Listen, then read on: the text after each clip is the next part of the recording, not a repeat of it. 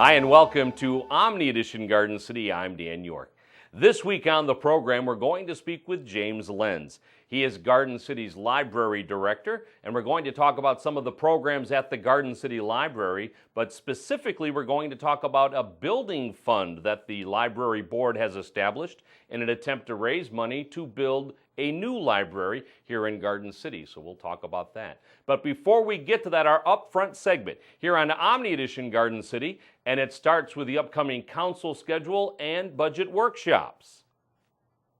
First off, on April 20th, the City of Garden City and the City Council will have a special budget meeting at the Garden City Police Department. That's at 6 o'clock on Monday, April 20th, and this will be a general budget review.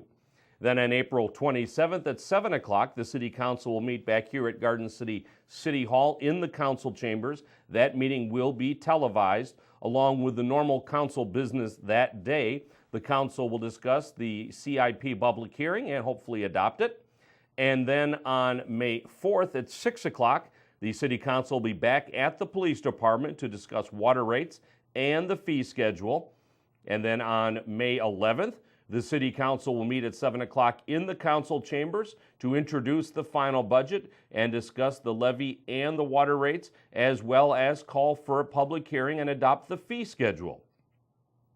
Then on June 1st, the city hopes to adopt the budget along with the tax levy and the water rates. That will also be here at Garden City City Hall. That will begin at 7 o'clock. And of course, all of those meetings that are here at Garden City City Hall, April 27th, May 11th, and June 1st, will be right here on GCTV. You can watch them live beginning at 7 o'clock, or you can watch them played back at 10, 2, 7, and 11 on GCTV, which is Comcast 12, WOW 18, UVerse 99. Of course, you can watch our live stream, or you can watch them played back on YouTube. As always, go to www.gardencitymi.org/GCTV for all of the ways to watch Garden City Council meetings as well as everything else on GCTV. Now, one of the spring events that we're talking about is the Community Shred Day that the City of Garden City will be having on Saturday, May 2nd, beginning at 10 o'clock right here at Garden City City Hall. It will run until 1 o'clock. Of course, City Hall located at 6000 Middle Belt. People are asked to enter off of Central to get into the parking lot. The city will accept up to 5 paper grocery bags or cardboard banker boxes of sensitive paper documents from Garden City residents and businesses only, and those will be shred at no charge. Everyone is asked to be in line by 12:45 p.m., but again, that is a Community Shred Day beginning at 10 o'clock on Saturday, May 2nd. Folks are also asked to bring food to donate to the Garden City Food Pantry. The folks that help operate that food pantry out of the Maplewood Community Center, which has been a huge success, will be collecting donations of food on that day also at the Community Shred Day. So please be generous and bring some unexpired food to the Community Shred Day on Saturday, May 2nd. There will also be a tire disposal event on May 2nd here at Garden City City Hall, and we hope to have more details about that in the near future. But of course, you can always check www.gardencitymi.org to find out more information about the Community Shred Day and the information coming up about the tire disposal, as well as the donations to the food pantry that can be made that day. That is all on May 2nd. That's not the only thing going on May 2nd. The GCYAA will have their annual opening day on May 2nd. That is at 1 o'clock at Moeller Field. That is a great event. The parade of all of the GCYAA baseball, t-ball, and softball teams will be that day. There will be the ceremonial first pitch, the introduction of all of the teams, all kinds of great activities. That goes on at Moeller Field on Saturday, May 2nd. Of course, we'll have that for you on a tape-delayed basis right here on GCTV. That morning, the GCYAA will have their annual all-you-can-eat pancake breakfast fundraiser from 8 in the morning until noon. Adults are $5, kids 5 to 17 are $3, children under $5 are $1, and that will be held at the former Henry Ruff Elementary School, located on Henry Ruff, and Maplewood. So a big, big day in our community. On Saturday, May 2nd, the Community Shred Day, tire disposal, as well as the donations for the food pantry and the GCYAA opening day, all coming up on Saturday, May 2nd. Now, there is a special election coming up on Tuesday, May 5th for Proposal 1. This is a state proposal, and you must already be registered to vote in this election if you would like to cast a ballot on that day. And Proposal 1 is the proposal to increase the state sales tax and change how road maintenance and road construction is funded. Again, this is a special election, and the deadline for that has passed if you're not registered, but of course you can pick up an absentee ballot from the city clerk's office. The deadline to run for mayor, council, or for the Garden City Library Board is fast approaching. That is April 21st at 4 p.m. That is a very firm deadline. Petitions are available in the clerk's office, and that's where those petitions have to be turned in with the appropriate amount of signatures. Seats available on City Council for this year include the office of mayor and 4 of the 6 seats on council. If there are more than 2 candidates for mayor or more than 8 candidates for council, then there will be a primary on August 4th. Otherwise, the general election will be on Tuesday, November 3rd. The City Council, though, has voted to place the renewal of the current police and fire millage on that August 4th ballot, and we will have more information on that as we get closer to the election. And also coming up in the month of May, this is one of many events that the Garden City Downtown Development Authority is involved with, but this one is the first annual Garden City Taste Fest. This is put on by the Garden City Downtown Development Authority along with the Garden City Business Alliance. The Taste Fest is Tuesday, May 19th from 6 until 10 p.m. The cost of a ticket is $20. For that, you'll receive a t-shirt, which is your ticket to the event. The event is for adults 18 and over only. You can make your purchase of your t-shirt at the Garden City Downtown Development Authority, which is 29213 Ford Road. That is the southeast corner of Ford and Middle Belt. That's where the registration forms go, and the payment is due by May 1st. Tickets are limited. The Taste Fest begins at 6 p.m. at Merriman Road Baptist Church, where you'll pick up your t-shirt and your itinerary. You'll enjoy a snack there, entertainment, and then board a bus that will take you to the first restaurant on the list.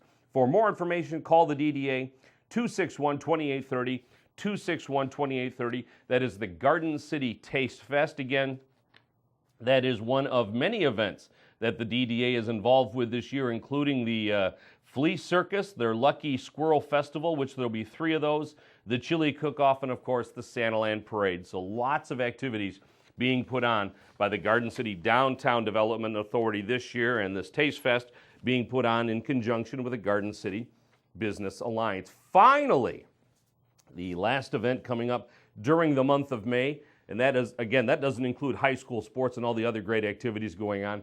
Memorial Day services here at Garden City City Hall Monday on May 25th at 11 o'clock. And of course, as always, the public is invited. We will have that also on a tape-delayed basis right here on GCTV, but that is turned into a very large event with very large crowds turning out for that. So that's Memorial Day on Monday, May 25th. Of course, City Hall and all city offices will be closed on Monday, May 25th in recognition of Memorial Day. So along with all of those activities, of course, we'll have lots of high school sports coming up here on GCTV during the months of April and May. We're hoping to have softball, baseball, and soccer, weather permitting, right here on GCTV. And of course, we'll have some GCYAA baseball over the summer. So when we come back from this very quick break, James Lenze will be here. Again, he's Garden City's librarian. We'll talk about the library in general, but specifically, we're going to talk about the fund, the building fund to raise money to construct a new library here in Garden City. We'll be right back.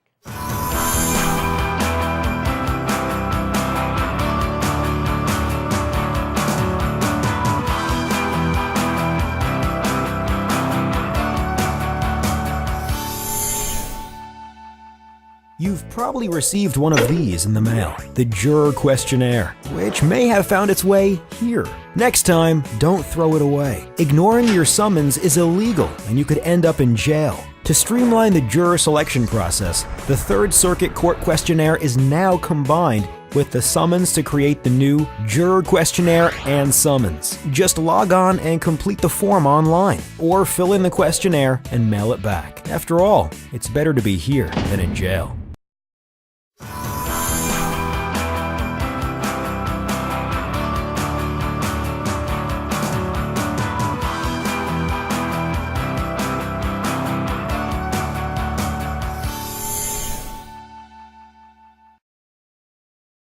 Hi, and welcome back to Omni Edition Garden City. I'm Dan York, and with me now is James Lenze. He is the director of the Garden City Library. Welcome back to the program.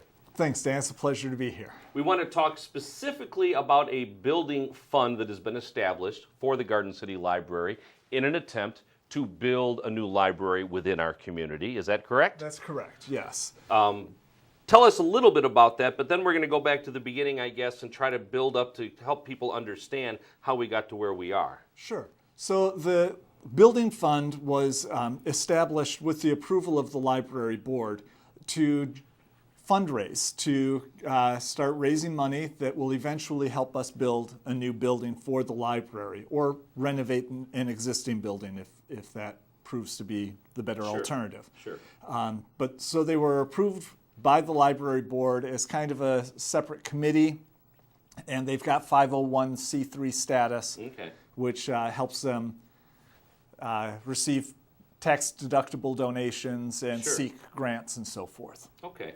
And when we talk about the library currently located within the Maplewood Community Center. Yes. On Maplewood near Merriman Road. Just west of Merriman. But let's go back now to explain how we got to where we are, because now there is an elected library board, as in the past it was an appointed library board. In the past we had a building on Middle Belt Road that's no longer there. Take us back 10, 15 years, or maybe even farther if you like, to get us to where we are today, because things are significantly different now than they were 10 years ago. Sure. So before we had an appointed library board, mayor and city council would appoint members to the board, and city council would determine how much money from the general fund would be appropriated to the library. And then the library board had control over how that money was expended. So the library board, though, they were responsible to city council. They had to answer to city council as an appointed board. Now they're an elected board. So they're directly responsible to the residents. They have a dedicated millage to work with, thanks to the people who voted in favor of that. So they've got a dedicated millage, so the amount of money is determined by tax values rather than an appropriation. And the library board determines how that money will be spent. It still goes through a public hearing. It will be part of the same public hearing that the regular budget for the city is. So the public are able to give their opinions on the proposed budget, but the library board makes the final decisions on that. Okay. Is the library board a direct result of the library millage that the residents approved? Yes. So that millage reorganized the library under a slightly different section of state law. Okay. And it not only gave us the dedicated funds, but it also meant that the board would be elected. Sure. And I would somewhat compare this to the Downtown Development Authority in that they have their own funding source, and that it's determined through state law and through not through an appropriation, but through taxable value and how money comes into the city. The difference with that is those board members are still appointed by the city, but they do still have some autonomy. Right. So the library now collects approximately what? I mean, how much of a millage is it that the people approved? So it was 1 mil. Okay. So somewhere short of 500,000. Okay. A year. And that is for operations specifically? Specifically for operations. The library board has managed for the last 3 years, for 2 years and the current year, to set aside little bit over 50,000 toward a new construction or a new library building. And they're proposing in the current budget or next budget Sure. to also put away another $56,000 toward So you that are allowed building. to take money from that millage and set it aside towards this building fund. Right, it's basically a capital improvement Okay. fund that they're setting it aside All right. to. So you're not limited to operations only through the millage. Right, but they specifically, in asking for the millage, they specifically said that the purpose of it was to operate the Sure, library. absolutely. Because we don't know how operating costs will go Absolutely. or how revenues will Okay. go. All right. So at one point, obviously, we had a permanent building on Middle Belt Road that was sold in the mid-2000s, I believe. 2006, yes. Okay. That building no longer exists, and from there, the library was moved into the Maplewood Community Center, into an old elementary school library, which even though you and the Department of Public Service have done a phenomenal job adjusting and working with, it's simply not the type of facility that you need, and it's not the size of facility you need. Right. So at the time that decision was made, the city was looking at a choice of either moving the services of the Maplewood Center over to the library building or vice versa. The Maplewood building is much larger, so it was the obvious choice.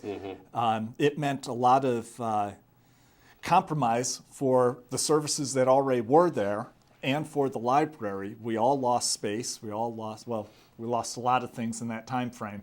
But and it was recognized that that building at the time was old and in need of many repairs. And fortunately, the roof's been taken care of, so that's been handled. But the building is not any younger than it was then. And so eventually we're going to need to be in a different place. And you are physically landlocked, at least in the current structure. There's no additional place for you to expand within the Maplewood Community Center. Not without expanding the building itself. And now that the city is doing better, the mayor pointed out so many ways that the city is moving forward in his State of the City address.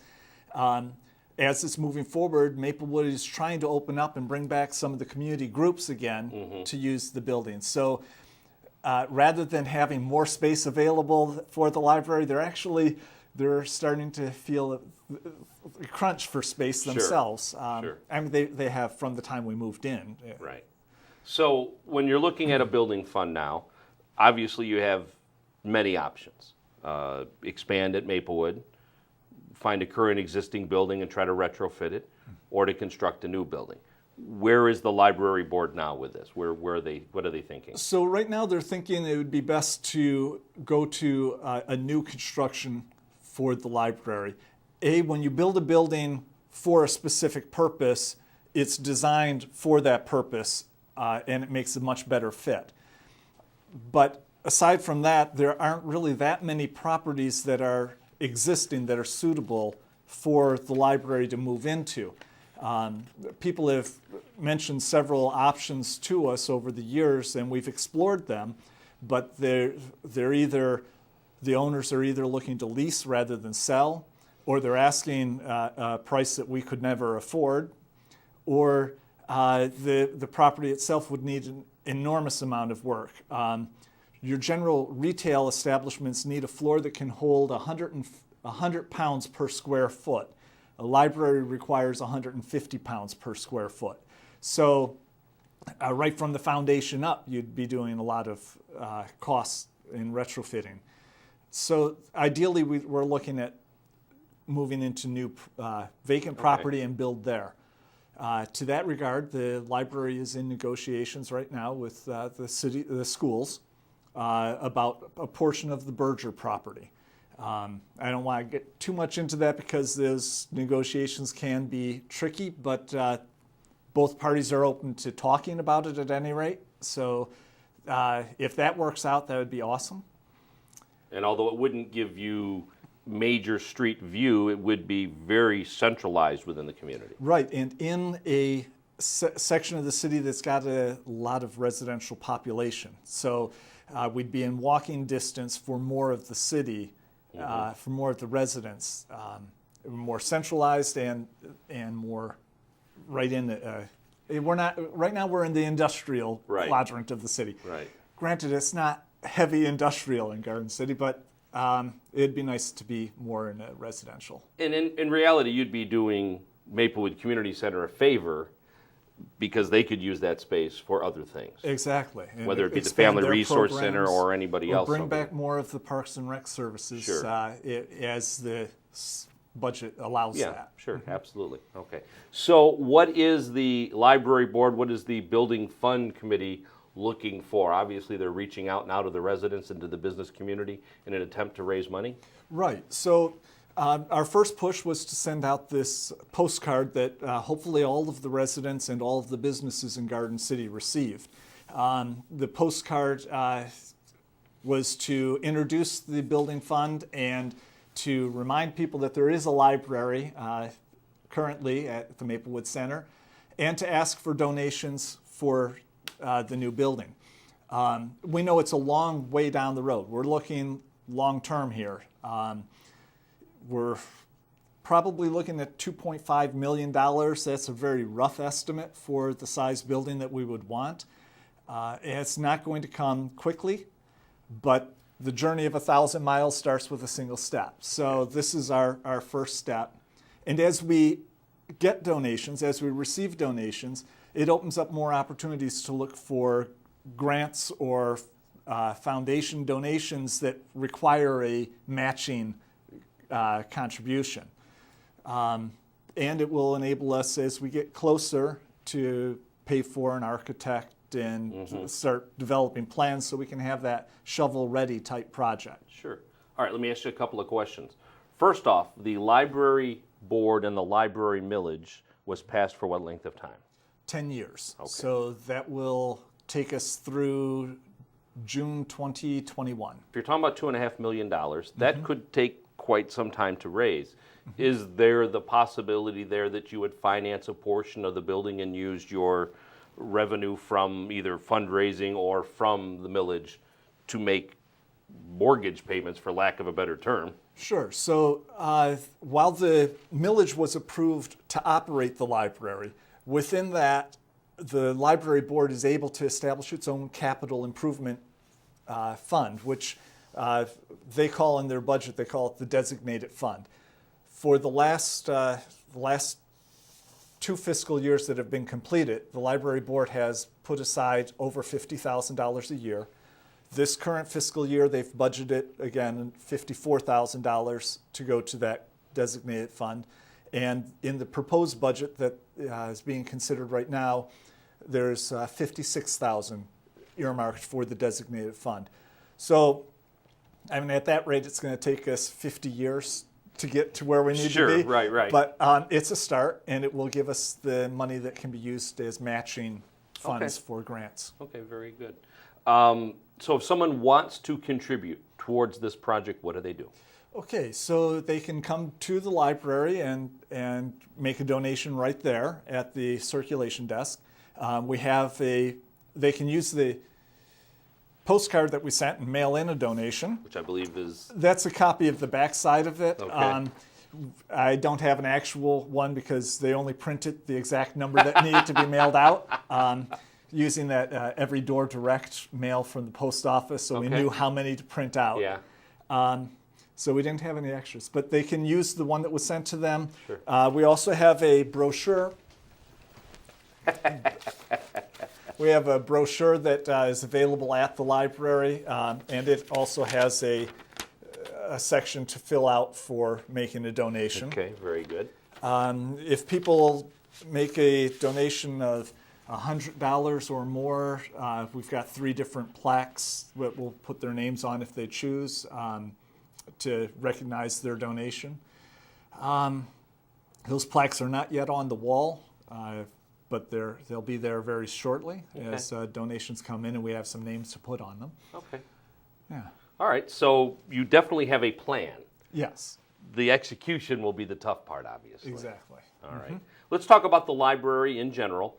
because despite your small footprint and despite some of the challenges, the library has really taken off the last year and a half. I mean, you guys have really managed to provide something that the community wants. Thank you. Yes, I believe we are. We've got children's librarian Lenze who's been doing a super job with the juvenile or the children programs, youth programs. Last summer, our summer reading program reminded me of the ones we had before when we were on Middle Belt, and even the first couple that Jan Smith did for us over at the Maplewood Center. We're drawing crowds again, and that's great. And our adult librarian Dan Lodge has been doing a good job with the adult programming. He brought in Mario Impemba last summer, which was our largest adult program I can ever remember. And then recently he brought in a speaker to talk about Detroit folklore. And again, we had 37 adults come to that program. And that was all being done in a small classroom size room at the Maplewood Center that's also serving as our break room and the Friends Used Book sorting area. And so it's very crowded with 37 adults there, but it was great. And so we've got other programs coming up that will be hopefully as well attended. And combined with what the Family Resource Center is doing, combined with what the Community Resources Department is doing, there's quite a bit of activity going on in that building now. Yes, in fact, some days it's hard to find a parking spot because there's so much going on. And we're trying to work real well with the Community Resources Department. We've got a grant that we're working on, a library grant that they're partnering on. They partnered with us and the Kiwanis Club to do that Easter egg extravaganza, which was a lot of fun for the kids. So yeah, the departments there are working well together and moving forward.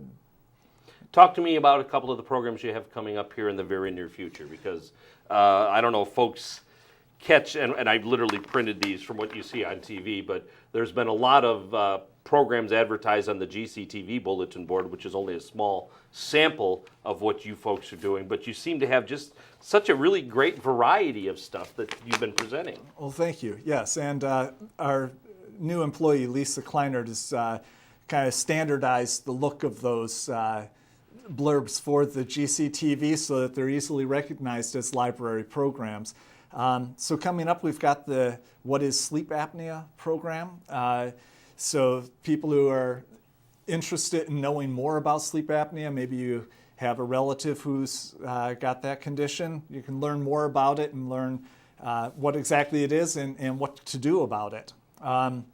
We have a Michigan notable author, Sean Hohen, coming in, and he's from the Detroit area, and he's got some short stories that he's written. He was involved with some punk rock groups, and so he's talking about his book, Songs Only You Would Know, or Songs... Yeah, Songs Only You Know. So it should be a real fun program. Okay. And then in the children's program, we've got the story time. Preschool story time is starting up. It's every Wednesday from now till mid-April or mid-May, 6 weeks, at 10:15. So it's to help children learn literacy skills prior to getting into the schools. Okay. That's coming up. We've got, there's a Smart Money program for the children, but I think that's going to happen before this airs. Okay. And well, there's one thing I noticed here is you're going to have a bus ride or bus trip to the Detroit Institute of Arts. Yes. That'll be May 23rd. The Detroit Institute of Arts, they're calling it Wayne County Day. They're going to send buses to various locations, including the Garden City Public Library. How neat. They'll pick residents up at about 10 a.m., take you down to the Detroit Institute of Arts. You can look through the great collections they've got there. Sure. And then I believe they return you by like 1:30 or something like that in the afternoon. That's really so, neat. Yeah, it's a good partnership. Of course, it doesn't get you into the special exhibits unless you purchase the ticket to that also. But They've got so many wonderful things at the DIA right now. That special exhibit I was just at it with the Diego Rivera and Frida. I can't remember her last name. But okay. But it's a wonderful exhibit. I enjoyed going through that. And then after I went through it, I sat there in the mural area and just spent a long time looking at those Diego Rivera murals. Knew a little bit more about them now. So that's an interesting gem in Detroit that I think everyone just takes for granted because it's been there all of our lives. But it is quite a thing to have there. It is, yeah. Yep. New York almost got some. Diego went to New York to do a mural there, but they didn't like it when he put Lenin's picture in the middle of it, so they destroyed it. So Detroit's the only one that has his murals in the U.S. So. That's amazing. All right, so if anyone wants to get a hold of the library, you have your own website, but folks can get to you from the city's website, which is www.gardencitymi.org, and just click on the library link. But you folks do have your own specific website because of specific needs you have being a library. Right, and it's gardencitylib.org. Okay. So LIB is for library, gardencitylib.org. And the Friends of the Library also have a website, which I believe you can link or can get to from the library website. Yes, and I don't remember their web address right off the top of my head, but a resident in Garden City, a business owner in Garden City, helped them put together a really slick-looking website for the Friends. Yep, it's very nice. It's worth checking out. Yep. All right, well, very good. Thank you very much for coming and explaining this fundraising activity and the building fund to us and to the folks in Garden City. We wish you the best of luck with it. Well, thank you. I appreciate your having us out here for this opportunity. All Thanks, right, Dan. we'll have more Omni Edition Garden City right after you watch this.